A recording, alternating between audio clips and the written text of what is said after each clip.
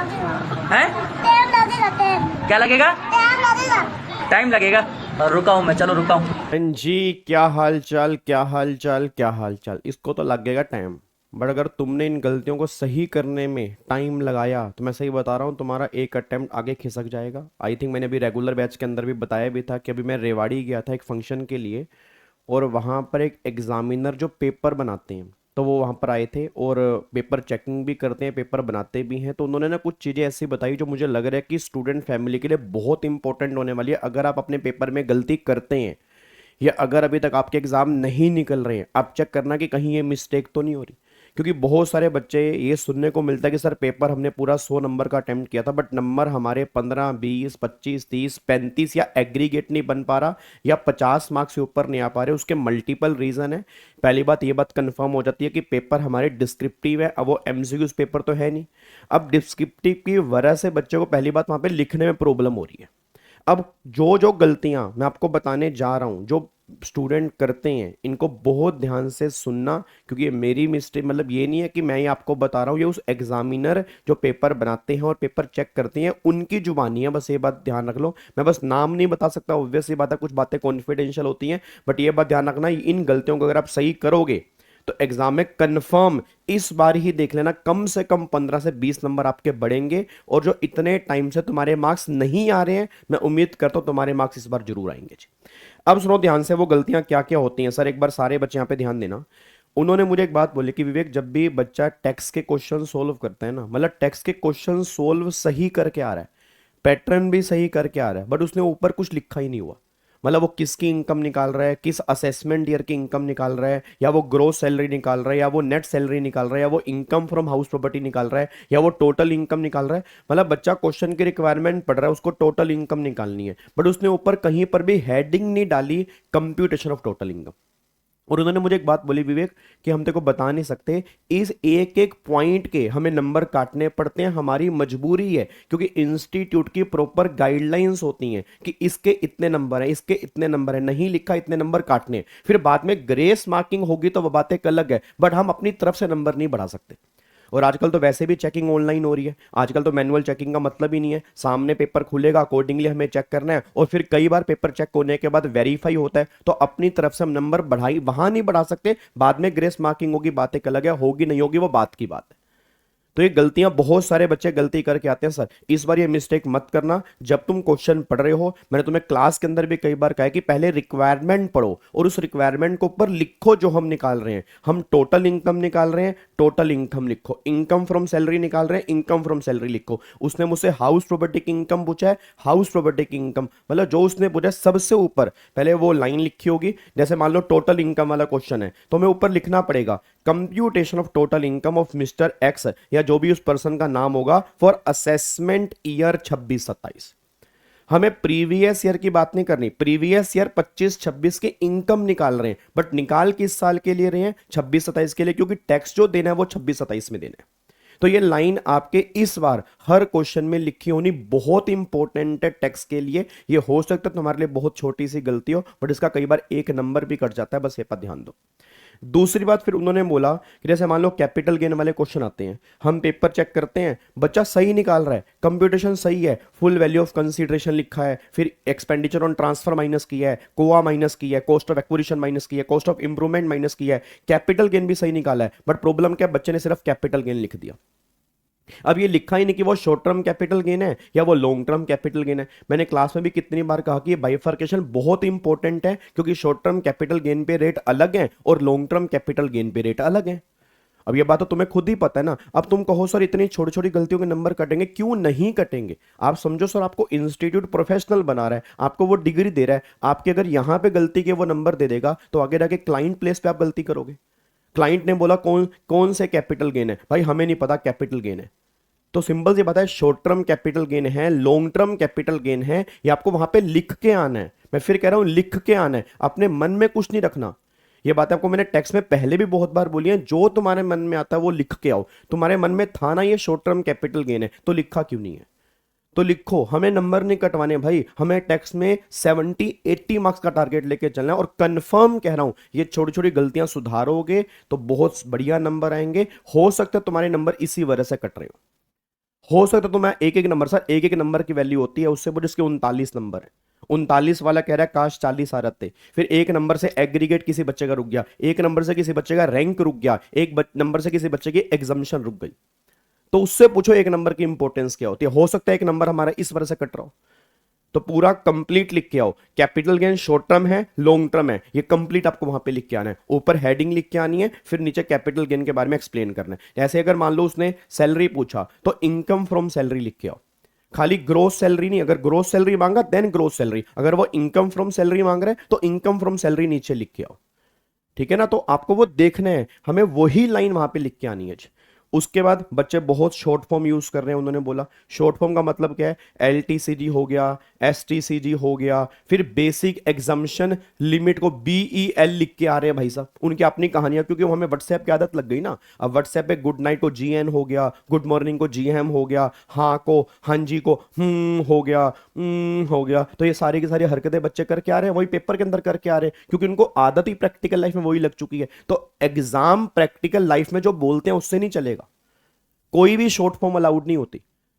कोआ भी वहां नहीं लिखना, cost of acquisition, cost of improvement, full value of consideration, short term capital gain पूरा, लॉन्ग टर्म कैपिटल गेन पूरा, बेसिक एग्जाम्शन लिमिट पूरी। सर पेपर पूरा कैसे होगा? होगा, जो प्रैक्टिस कर रहे हैं घर में बच्चे वो हो रहे हैं ना। तो इस बार अगर आप चेक करोगे CA फाइनल में, एक बच्चे के CA फाइनल की बात कर रहा हूं, DT में 95 मार्क्स आए हैं, तो आए हैं ना बच्चे के, तो इंस्टीट्यूट नंबर दे रहा है, चाहे वो CS का हो, CMA का हो, CA का हो। सर इंस्टीट्यूट नंबर देने के लिए बैठा है, बट उसकी प्रेजेंटेशन उस लेवल की होनी चाहिए, उसने अपनी तरफ से कोई कमी ना छोड़ी हो। तो शॉर्ट फॉर्म आपने बहुत कोशिश नहीं, मतलब यही कोशिश करनी है कि आपने शॉर्ट फॉर्म कहीं यूज ही नहीं करनी है, कहीं शॉर्ट फॉर्म आपने यूज नहीं करनी, आपने हमेशा कंप्लीट लिख के आना है। हम क्यों रिस्क लेके आए कि सर साथ वाले ने लिखा है तो हम भी शॉर्ट फॉर्म लिखेंगे, हम ऐसा क्यों करें यार, हमारा पेपर पता नहीं किसके पास चेक होने के लिए जाएगा। तो कहीं भी शॉर्ट फॉर्म यूज नहीं करनी। अगेन इनकम फ्रॉम सैलरी बोल रहे, इनकम फ्रॉम सैलरी लिखो, खाली salary, income, gross salary, net salary, ये नहीं, जो उसने मांगा वही हमें वहां पे लिख के आना है। दूसरी बात, फिर बच्चे टेबल फॉर्म प्रेजेंटेशन नहीं करके आ रहे, मतलब बच्चे प्रेजेंटेशन, उन्होंने बोला बच्चे प्रेजेंटेशन करके आ रहे हैं। अब प्रॉब्लम क्या है, तुम सब जानते हो तुम्हारे लाइनिंग कितनी सीधी होती है। यहां पे अमाउंट लिखा, यहां मतलब यहां पे उन्होंने वो लाइन लिखी, यहां पे अमाउंट लिखा, यहां पे अमाउंट लिखा, फिर यहां पे लाइन लिखी। अब इसका अमाउंट यहां आना चाहिए, यहां हो गया, फिर एक अमाउंट यहां हो गया, फिर यहां पे एक लाइन है, ठीक है, उसका अमाउंट फिर एग्जाम्पल ऊपर ने चला गया, इसका अब वो समझ ही नहीं आ रहा कौन सा किसका अमाउंट है। कई बार ऐसे हो जाता है सर, जल्दबाजी के अंदर कई बार होता है, फिर बच्चा कटिंग करने की तरफ भागता है। तो वही अगर प्रॉपरली वहां पे टेबल बनाई हो तो अमाउंट उसी कॉलम में रहेगा ना। और 2 मिनट लगेंगे, चाहे हाथ से टेबल बना लो, कोई फर्क नहीं पड़ता, बट टेबल बनानी बहुत इंपॉर्टेंट है प्रैक्टिकल क्वेश्चन के अंदर, बस ये पर ध्यान दो। तो जितना हो सके ये नहीं है विदाउट टेबल क्वेश्चन करके आ रहे हो सकता है तुमसे छोटी छोटी गलतियां हो रही हो सर, यही रीजन बनते हैं, मैं बता रहा हूं सर। बहुत सारे बच्चे, तैयारी तो सारे बच्चे करके जा रहे हैं, बच्चा कह रहे सर क्वेश्चन के आंसर भी मैच किए थे, आंसर भी मैच हो रहे थे, प्रॉब्लम क्या, फिर भी नंबर नहीं आ रहे, रीजन क्या हो सकता है आपसे ये वाली गलतियां हो रही, तो हम कोई कमी क्यों छोड़ें। तो इस बार कमिंग एग्जाम में मैं कहता हूं हर बच्चा ये भी कमी क्यों छोड़े, हर पॉसिबल कोशिश करते हैं कि अब तक कहीं ना कहीं मार्क्स हमारे कट रहे हो इस चक्कर में। तो टेबल फॉर्म प्रेजेंटेशन मतलब टेबल फॉर्म आपको बना के आनी है प्रॉपर तरीके से, चाहे आपको 2 मिनट लगे, बट टेबल बना के उसे नीट एंड क्लीन प्रेजेंटेशन होती है, सामने वाले को भी बहुत अच्छा फील होता है। उसके बाद बच्चे बहुत सारी कटिंग कर रहे हैं, उन्होंने बोला विवेक बच्चे बहुत सारी कटिंग करते हैं, कटिंग का मतलब अच्छा, फिर कटिंग का मतलब ऐसी कटिंग नहीं, कटिंग का मतलब बच्चा कहता है ऐसी की तैसी, अमाउंट दिखेगा ही नहीं, और ऐसे कर करके पेपर फाड़ देंगे पूरा का पूरा, फिर पेपर चिपकाने की कोशिश करेंगे, उसका इफेक्ट पिछले पेज पे आता है, पिछले पेज वाला हिस्सा फूल जाता है, फिर समझ नहीं आता क्या लिखा है। अरे कटिंग बाई चांस अगर हो रही है तो एक लाइन से कट कर दो ना। सर नहीं दिखा तो बेटे, एग्जामिनर की कई बार 2 आंखें होती हैं, कई बार 4 भी होती है मेरी तरह, उसका भी चश्मा लगा हो सकता है, ऐसा कैसे नहीं दिखेगा। अगर आपने कटिंग ऐसे की है तो कटिंग दिखती नहीं, तुम अपना जो व्हाट्सएप पे मैसेज भेजते हो उसमें कटिंग वाली स्माइली होती है, तो कटिंग वाला कुछ होता है, तो उसमें जब तुम उसमें कटिंग होती है एक लाइन से तो तुम्हें कटिंग दिखती नहीं है। तो वो ये एग्जामिनर तो है, तुम भाई साहब उसके ऊपर लग ही जाते हो, घसीट जाते हो पूरा का ऊपर। तो पहली बात कटिंग करनी क्यों है, कटिंग से तुम्हारा मेंटल लेवल शो होता है कि इस बच्चे का मेंटल लेवल जो है वो स्टेबल नहीं है, क्योंकि बार बार लिख रहा है, बार बार काट रहा है, या तो ये बच्चा नकल मार रहा है या ये बच्चा खुद ही कंफ्यूज है, इससे छोटी छोटी बातें पता लगती हैं।